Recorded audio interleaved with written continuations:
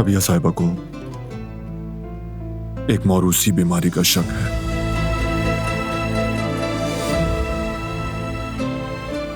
क्या?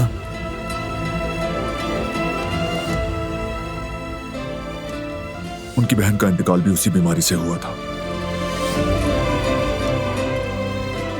या अल्लाह। दिलान में भी वही सारे सिम्टम्स मौजूद हैं।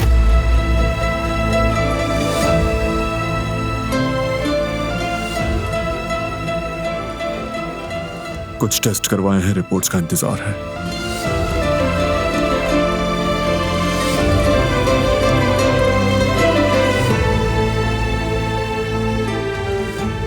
बेटा।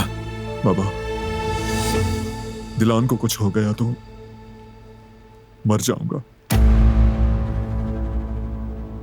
बारान,